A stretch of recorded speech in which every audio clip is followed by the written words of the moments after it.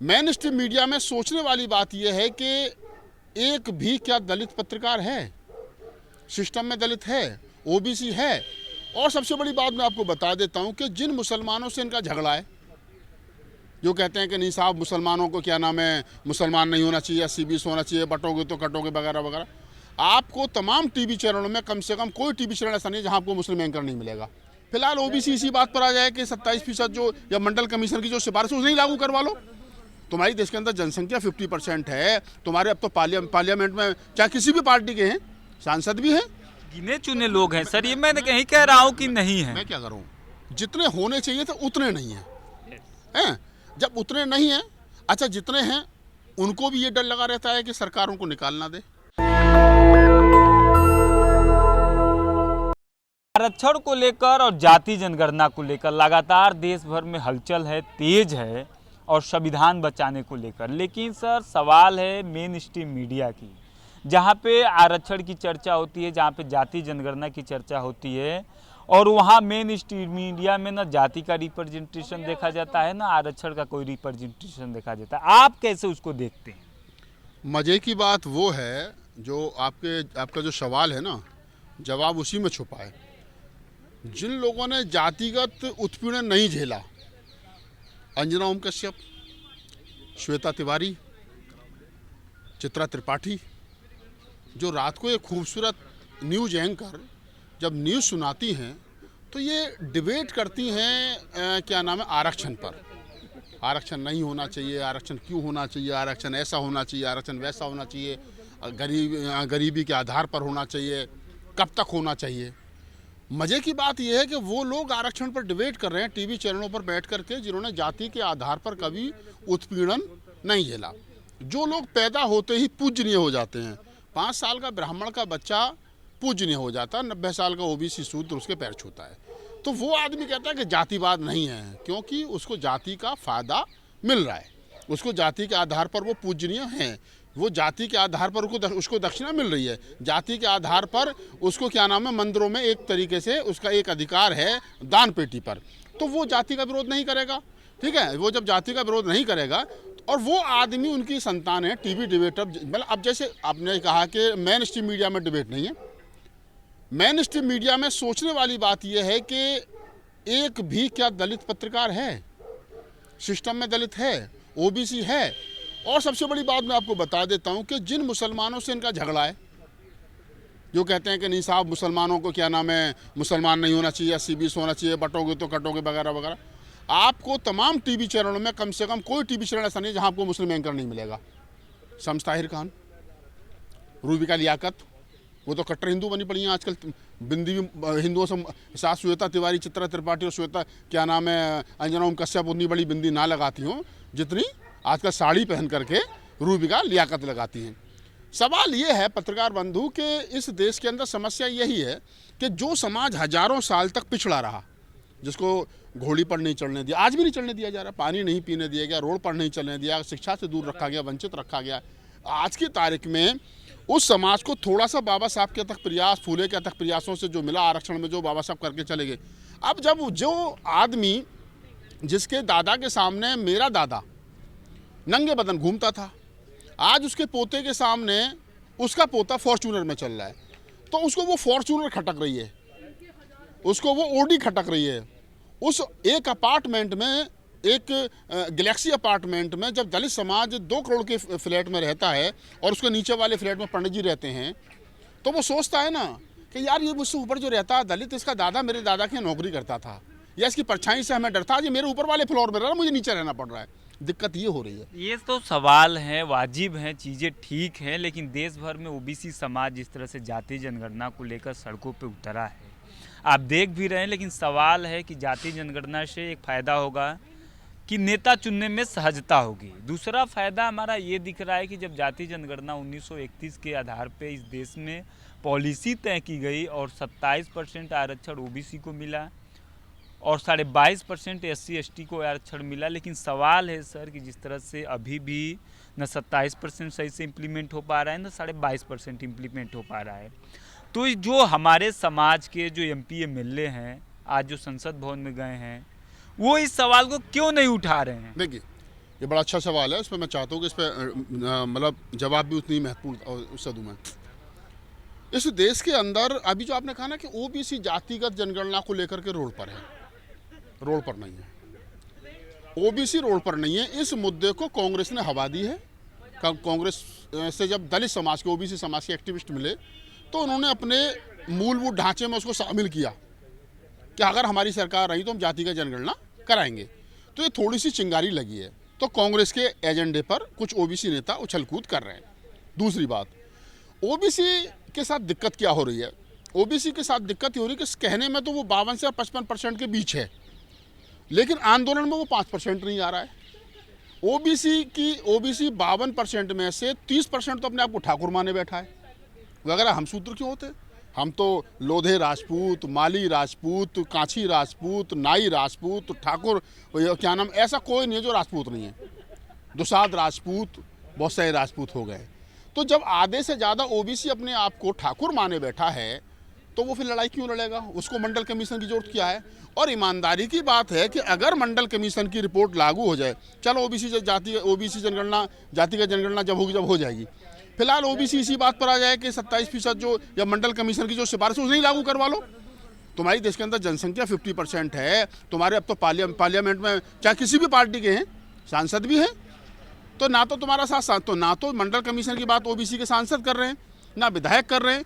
OBC के तो मुख्यमंत्री भी हैं, हरियाणा में सैनी साहब बना दिए, ओबीसी हैं।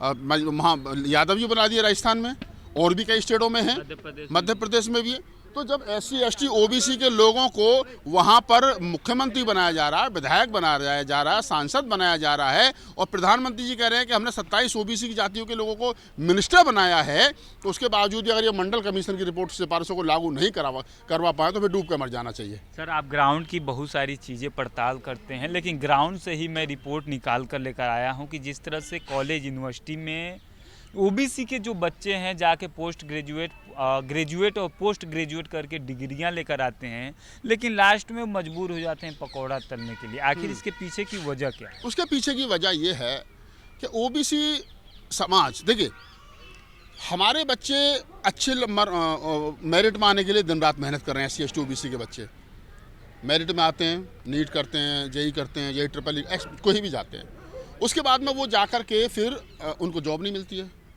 तो वो क्या करेंगे? अब उसके पास में उतना पैसा तो नहीं है कि वो 2 करोड़ रुपए लगा करके हॉस्पिटल खोल ले। उसके बाप ने तो बड़ा मुश्किल से मजदूरी करके बेटे को पढ़ाया, डॉक्टर बना दिया, नौकरी नहीं मिली, इंजीनियर बना दिया, नौकरी नहीं मिली, BTech MTech करवा दिया, नौकरी नहीं मिली। अब जब नौकरी नहीं मिली तो वो क्या करेगा? अब प्रधानमंत्री जी ने कह दिया कि पकौड़े तलिए, तो वो पकौड़े तल रहा है। अब एक मैं आपकी बात का एक जवाब और दूसरे तरीके से देता हूँ।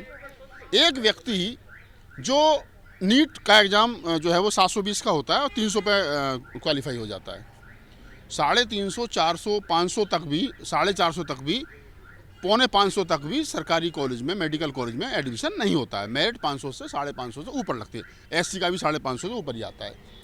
अब सोचने वाली बात यह है कि जो शेड्यूल कास्ट का बच्चा 500 नंबर ले आया और उसको सरकारी कॉलेज नहीं मिला, तो उसके बाप के पास उतना पैसा नहीं है कि वो निजी मेडिकल कॉलेज से, प्राइवेट मेडिकल कॉलेज से उसको 2 करोड़ रुपए दे करके MBBS की डिग्री दिलवा दे। नहीं है पैसा उतना, वो कहाँ से करेगा? खेत वेत बेचेगा तब भी नहीं उसके पास उतना पैसा। लेकिन धन्ना सेठ लाला जी के पास में उतना पैसा है, पंडित जी के पास उतना पैसा है, ठाकुर साहब के पास उतना पैसा है कि वो 2 करोड़ रुपए दे करके बेटे को MBBS की डिग्री कराएगा। 300%, जिसके 350 नंबर आए और हमारा 500 वाला बेकार घूम रहा है, उनका 350 वाला MBBS करा कि उनके पास पैसा है, और वहाँ से आने के बाद वो फिर हॉस्पिटल खोलेगा, फिर वो नोट छापेगा। बोला हमारा 500 नंबर नीट में ला करके बेकार घूम रहा है, वो पकौड़े तल रहा है, और उनका 350 नंबर ला करके पैसे के बल पे इस देश के बड़े बड़े प्राइवेट कॉलेजों से, संस्थानों से जा करके MBBS करके मेडिकल कॉलेज चला रहा है, हॉस्पिटल, नर्सिंग होम चला रहा है। पैसे का टैलेंट है, पैसा टैलेंटेड है, ये सवाल है। लेकिन सर, ग्राउंड रिपोर्ट निकालने के बाद यहाँ पे ये निकल कर आ रहा है कि जिस कॉलेज यूनिवर्सिटी में आपके बच्चे पढ़ रहे हैं, उस कॉलेज यूनिवर्सिटी में कोई प्रोफेसर दलित समाज से, OBC समाज से नहीं है, कोई कुलपति नहीं है। इसका भी बहुत बड़ा फैक्ट पड़ रहा है उन पे। ऐसा नहीं है कि दलित समाज के लोग प्रोफेसर नहीं है, OBC के प्रोफेसर नहीं हैं, गिने चुने लोग हैं सर, ये मैं कहीं कह रहा हूँ कि नहीं है। मैं क्या करूँ, जितने होने चाहिए थे उतने नहीं हैं। जब उतने नहीं हैं, अच्छा जितने हैं उनको भी ये डर लगा रहता है कि सरकार उनको निकाल ना दे, सरकार उनको क्या नाम है कल को किसी झूठे केस में फंसाना दे तो वो नौकरी पूरे करने में लग रहे हैं। अब मैं आपको एक बात बताऊँ, दिल्ली यूनिवर्सिटी के अंदर 2000 से ज़्यादा शेड्यूल कास्ट के शेड्यूल ट्राइब के प्रोफेसर हैं, 2200 के आसपास होने चाहिए मेरे हिसाब से। एक रतन लाल को दुनिया जानती है, बाकी को तो नहीं जानती ना।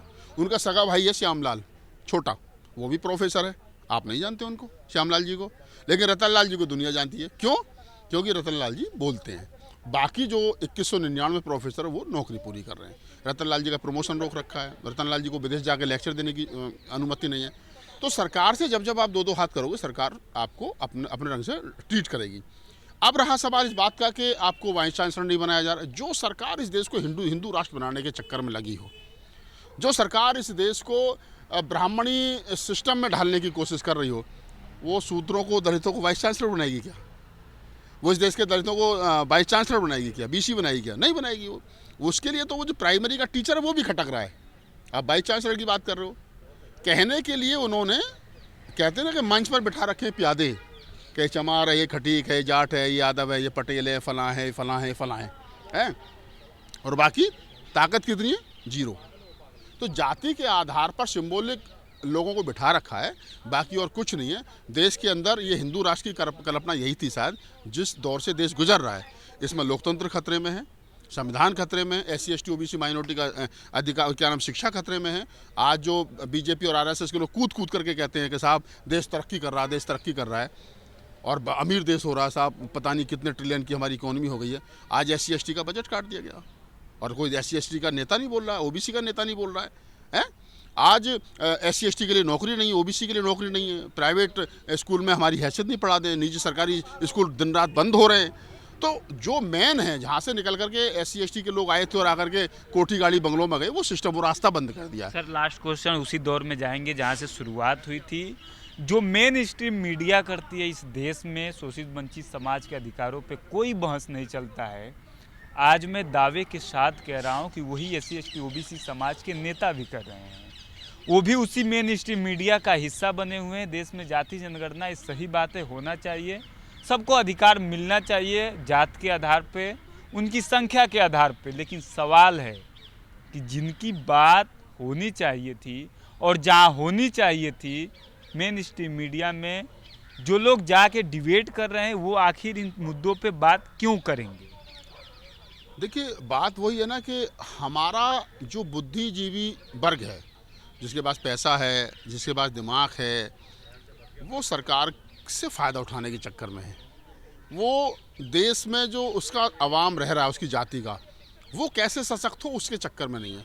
एक दौर था, बाबू जगजीवन राम इस देश में रक्षा मंत्री हुआ करते थे, रेल मंत्री हुआ करते थे, श्रम मंत्री हुआ करते थे। तो उन्होंने SC ST OBC के लोगों को जितना दे सकते थे उतना दिया। वो कहते थे कि समाज मजबूत होगा तो नेता मजबूत होगा। आज उल्टा हो गया। आज का नेता कहता है नहीं, मेरे पीछे 20 गाड़ी करेंगे तो मेरा समाज मुझे जय भीम नमस्ते कुछ ना कुछ करेगा।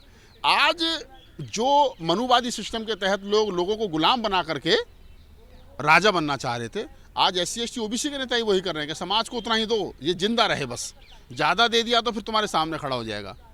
इनके खाते में 4000 करोड़ हो सकते हैं SC ST OBC के नेताओं के खातों में। समाज को 4 वक्त 2 वक्त की रोटी मिल रही है, नहीं मिल रही है, इधर इनका कोई ध्यान है नहीं। चलिए, शुक्रिया सर। तो देश भर में ये सवाल उठ रहा है, जिस तरह से जाति जनगणना होना चाहिए, अधिकार सबको मिलना चाहिए। नेशनल दस्तक की आपसे गुजारिश है कि अगर इसको बचाना चाहते हैं तो नेशनल दस्तक को सब्सक्राइब करने के लिए रेड कलर के सब्सक्राइब बटन को दबाएं, फिर बेल आइकन की घंटी दबाएं। नेशनल दस्तक को बचाने के लिए बहुत जरूरी है कि हर खबर को शेयर करें, लाइक करें, कमेंट जरूर करें।